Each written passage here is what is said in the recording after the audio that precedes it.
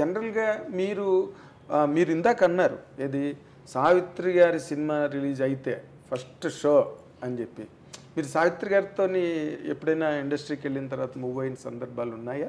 సినిమాలు చేశాంగా. అదే సినిమాలు చేయడమే కాకుండా జనరల్గా మీరు జనరల్ లేదు అభిమానిగా అంటే మొట్టమొదటి సినిమా భారతంలో ఒక అమ్మాయి అని దాసరి గారు డైరెక్ట్ చేశారు. నాకు తల్లి ఏమో సావిత్రి గారు, తండ్రి ఏమో కాంతారావు గారు. చంద్రమోహన్కి ఏమో రాజసులోచన గారి తల్లిను ప్రభాకర్ రెడ్డి గారి తండ్రి. అక్కడ గొడవలు వస్తాయన్నమాట. ఈ అమ్మాయిని పెళ్లి చేసి రోజారమ్మని పెళ్లి చేసుకోవడం దగ్గర ఇది ఇన్ని అది దాంట్లో ఎన్ని చేసినప్పుడు ఎన్ని చేసిన రోజున ఒక రోజు మొట్టమొదటి ఫస్ట్ షాట్ పెట్టారు నేను మా ఇద్దరు కాంబినేషన్లో. పెద్ద స్టేర్ కేసు మీద నుంచి ఇట్లా దిగుతా నేను చెప్పుకెళ్ళి ఒక చోట ఆగాలి, ఆ వెనక ఆవిడ చెప్పుకుంటూ వచ్చి ఆగాలి. అదంతా ఒకటే షాట్ పెట్టారు దాసరి గారు. రిహార్సల్ చేసాం, ఒక 2 రిహార్సల్ బాగానే ఉన్నాయి, టేక్ అన్నారు. నేను వచ్చేసాను. వచ్చిన తర్వాత ఆవిడ డైలాగ్ అవ్వాలి మొదలుపెట్టలా. ఏమిటి ఇది మర్చిపోయిందా ఏంటి పెద్ద ఆవిడ అని అనుకుంటా డైరెక్టర్ ఇంకా చూస్తున్నట్లా ఏమైనా కట్ చెప్తాడని. కట్ చెప్పలా. తర్వాత మెల్లగా డైలాగ్ చెప్పుకుంటూ వచ్చింది, చేసింది. ఓకే ఓకే అని అందరూ చప్పట్లు కొట్టారు. నాకు అర్థం కాదు ఇదేంటి ఇంత గ్యాప్ వచ్చింది, ఇంత డిలే వచ్చింది, ల్యాగ్ వచ్చింది. ఆ రోజుల్లో ల్యాగ్ అనేది ఎక్కువగానే ఉండడం కదా, ఇంత ల్యాగ్ వచ్చింది. డైరెక్టర్ గారు కూడా ఓకే అన్నారు అని చెప్పి షూటింగ్ అయిన తర్వాత ఆయన అడిగాను నేను, ఏమండి మరి అక్కడ గ్యాప్ వచ్చింది కదా, రిహార్సల్ అంత క్విక్గా చెప్పి ఇక్కడికి వచ్చేవాడు గ్యాప్ వచ్చింది కదా, మరి ఓకే చేశారేంటి అంటే రష్లో వచ్చిందిరా రష్ చూడు అన్నాడు. వెళ్ళి చూస్తేనండి ఆ గ్యాప్లో ఇచ్చిందండి ఎక్స్ప్రెషన్స్ అసలు ట్రెమండరస్ అనమాట. గ్యాప్ ఎందుకు తీసుకుందనే దానికి గొప్ప డైలాగ్ చెప్పేటి ఎవరైనా చెప్తారండి. కానీ నేను చెప్పిన డైలాగ్కి ఆవిడ రియాక్షను ఇదన్నమా అట్లా ఇది ఇచ్చేసింది. అది చూసిన తర్వాత అది వెళ్ళి కాళ్ళకి దండం పెట్టాను. ఓకే మహానటేనండి మీరు. అది చెప్తే ఆ రోజు నాకే ఇచ్చింది. నేను వెనక తిరిగి చూడకూడదు, మెట్టకి వచ్చాను కదా. పైగా అంత మహానటిని అమ్మ గ్యాప్ వచ్చింది బాగాలేదు అని అనలేం కదా మనం. ఆవిడ అప్పట్లో ఆ టైంకి అసలు సావిత్రి గారి షూటింగ్కి వస్తేనే చాలు, సెట్కి వస్తేనే చాలు, ఎందుకంటే ఆవిడ అప్పటికే డిజాస్టర్లోకి వెళ్ళిపోయారు. సూర్యన్ బాబు సినిమా తీశాడు, ఇది కృష్ణ గారి ఏదో గుర్తురాట్ల పేరు అది. ఆ సినిమాకి సావిత్రి గారి తల్లి, గుమ్మడి గారి తండ్రి, నేను చిన్న కొడుకుని, కొంచెం అల్లరిచిల్లరగా తిరిగే టైప్ అనమాట. ఒకటే షాట్ పెట్టాడు రాజాచంద్ర. కెమెరా టాప్ యాంగిల్లో పెట్టేసి నైట్ సీను మొత్తం లైటింగ్ హీటింగ్ అంతా చేసి ఆవిడ నన్ను వచ్చి తిట్టి కొట్టడం అనమాట. షాట్ అందరూ కొట్టారు, అందరూ అయిపోయింది, చేశారు, బ్రహ్మాండంగా వచ్చేసింది, అందరూ చప్పట్లు కొట్టారు, అయిపోయింది. అంతా అయిపోయిన తర్వాత నాకు ఏదో లోపల మండుతున్నట్టుగా ఉంది, ఇవన్నీ ఊదుకుంటున్నా. ఆవిడ చూసి గవ్వ వచ్చేసి ఏంటి నాన్న ఏమైంది అంది. ఇవి ఏం లేదమ్మా కొంచెం ఏదో ఇదిలాగా ఉంటే ఇది ఊతున్నారు. ఆగాగాని గుడ్డీలు తీసి చూస్తే ఆవిడ అలాగే ఇట్లా కొట్టి చేయటంలో ఈ గోల్డ్ని ఇట్లా గీసుకొని బ్లడ్ వస్తుంది.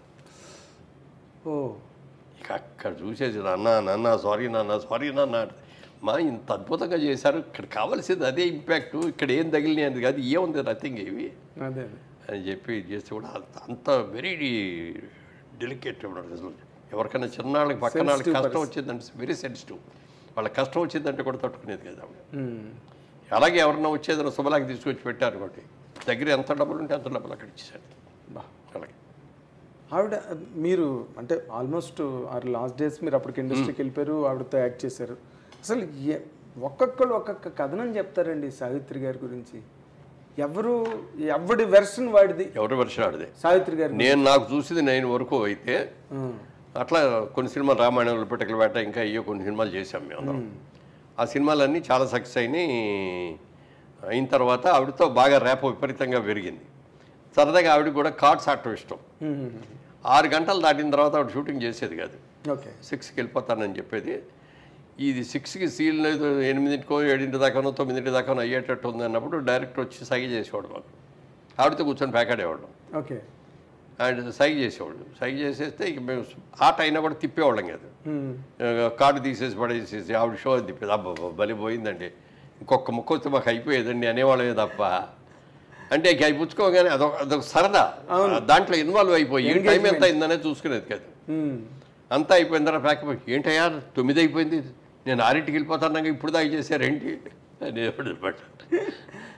అట్లా చాలా బట్ అలాగా చిన్నపిల్లల మనస్తత్వం లాగా ఉండేది అనమాట.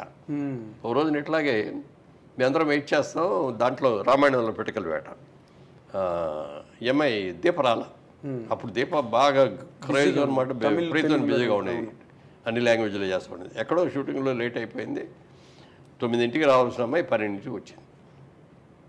వచ్చేసి గబా మేకప్ రూమ్లో డ్రెస్ వేసుకొని రాకుండా సారీ డైరెక్టర్ గారు అంటే డైరెక్టర్ గారి దగ్గరికి వెళ్తాం కదా, వెళ్ళి ఏదో చెప్తాను పిలిచింది ఇవిడ. ఏమనుకుంటున్నావు నువ్వు అక్కడ ఆలస్యం చేసిందని అవసరం అయింది, ఎందుకు అయింది అనేది వేరే విషయం. నువ్వు రాగానే మేకప్ తీసుకొని డ్రెస్ చేసుకొని వచ్చి షార్ట్ చేస్తావా అని మీకోసం మేము వెయిట్ చేయాలా ఇక్కడ, ఇంత ఇది నీకు ఆ మాత్రం కామన్ సెన్స్ లేదా అని చెప్పి లెఫ్ట్ అండ్ రైట్ చెప్పి అమ్మాయి బడబడబడి వెయిట్ చేసింది. అప్పుడు అందనమాట, నేను నీ మీద కోపంతో అనలేదు, మనం చాలా సిన్సియర్గా ఉండాలి, ఎంతమంది ఆర్టిస్టులు వెయిట్ చేస్తున్నారు, నేను 12ంటికే వస్తానండి, రేపు నాకు కుదరదండి నువ్వు చెప్పావు అనుకో, ఆయన వేరే ఇంకో సీట్ పెట్టుకునేవాడు, వేరే సీన్ తీసుకునేవాడు, ఎంత లాస్ వచ్చింది అతనికి అని చెప్తే ఇంకెప్పుడు అలా చేయనండి. మరి అంత కంట్రోల్డ్గా అంత డెడికేషన్ డిసిప్లిన్ ఉన్న మనిషి అలాంటి డిజాస్టర్లోకి ఎలా వెళ్ళిపోయారు సార్? నేను చేసిన భాషల సినిమా కర్ణాటకలో ఏదో ఫైట్ సీన్ తీశారు, అయిపోయింది, అయిపోయి ఇక ఈవినింగ్ ఫ్లైట్కి వెళ్ళిపోవాలి, అది గొప్ప ఫినిష్ చేసి వచ్చి లిఫ్ట్ దగ్గరకు వచ్చి లిఫ్ట్ ఆన్ చేశాను, లిఫ్ట్ కిందకు వచ్చింది, ఓపెన్ అయింది, సావిత్రి గారు ఉన్నారు ఎదురుగుండా. ఏంటమ్మా మీరు వచ్చారేంటి, ఎప్పుడు వచ్చారని అమ్మ అనేవాడిని. అంటే నువ్వు చక్కటి తెల్లటి చీర కట్టుకొని వచ్చేది, చక్కగా ఉందన్నమాట. రేపు నుంచి షూటింగ్, నాకు ఇవాళ షూటింగ్ లేదు, ఫ్రెండ్స్ ఎవరో ఉన్నారు, నైట్ డిన్నర్కి పిలిచారు, అక్కడికి వెళ్తాను. బాగున్నారమ్మా, ఇప్పుడు చాలా చక్కగా ఉన్నారు, ఇది మెయింటైన్ చేయండి అని అన్నారు. అలాగే అన్నారు, నేను నా దావని నేను వెళ్ళిపోయాను. నెక్స్ట్ డే మార్నింగ్ న్యూస్ ఏంటంటే ఆ పార్టీలో డయాబెటిక్ కోమా వచ్చేసి అన్కాన్షియస్ అయిపోయింది. అదే ఎందుకనేది కారణాలు ఉంటాయి కదా, నాకు తెలియదు. ఆ కారణాల మూలంగా కోమాలోకి వెళ్ళిపోయిన తర్వాత కోమాలో రాలేదు, కోమాలోంచి తిరిగి. అంటే అప్పుడు కోమాలోకి వెళ్ళడం అన్నది అప్పుడు జరిగింది కానండి, అసలు ఆవిడ డిజాస్టర్లోకి వెళ్ళిపోయి చాలా సంవత్సరాలు అయింది. ఎందుకంటే మనం మాట్లాడకూడదులేండి, అంటే ఆయనకి అలవాటు చేసింది కూడా జమిని గణేష్ని అంటారు కదండి. మళ్ళీ దాని మీద పెద్ద రాద్ధాంత సిద్ధాంతం అశ్విని దత్ గారు వాళ్ళ సినిమాలు చూసి కొంతమంది జమిని గణేష్ని అలవాటు చేసినట్టు చూపించారు అని చెప్పి కరెక్ట్, అది అని విమర్శలు చేశారు, ఆయన విమర్శలు చేశారు. కానీ అశ్విని దత్ గారు రియల్గా తీశాడు, ఆయన కూడా తెలుసు కాబట్టి, తెలుసు కదా ఆయనకు కూడా. అంత మహానాటి చనిపోయిన రోజున మేము ఇక్కడ హైదరాబాద్లో ఉన్నాం, షూటింగ్ చేస్తాం, నాగేశ్వరరావు దాసర్ గారు మేమందరం, ఏ సినిమా గుర్తులేదు, ప్రేమనగర్ కాదు, నాగేశ్వరరావు పెద్ద సినిమా ఏంటి, ప్రేమాభిషేకం అని కూడా జరుగుతుంది అనుకుంటా, న్యూస్ చనిపోయారు అని వచ్చింది. షాక్ అయిపోయాం షూటింగ్ ఆఫీసరు, ఎందుకంటే గురువుగారు కూడా అక్క అక్క అని ఉండేవాడు, తమ్ముడు అని పిలిచేది ఆవిడ. ఇక నాగేశ్వరరావు గారు వాళ్ళు ఇద్దరు ఎన్నో సినిమాలు చేసినప్పుడు ఆయన షాక్ అయిపోయారు. అయినాక నాగేశ్వరరావు గారు, రామారావు గారు, దాసర్ గారు మాట్లాడుకొని మనం వెళ్దాం అక్కడికి అన్నారు. సార్ నేను కూడా వస్తాను సార్, ముగ్గురం కలిసి వెళ్దామండి. మేము ముగ్గురం కలిసి మెడ్రాస్ వెళ్ళాం.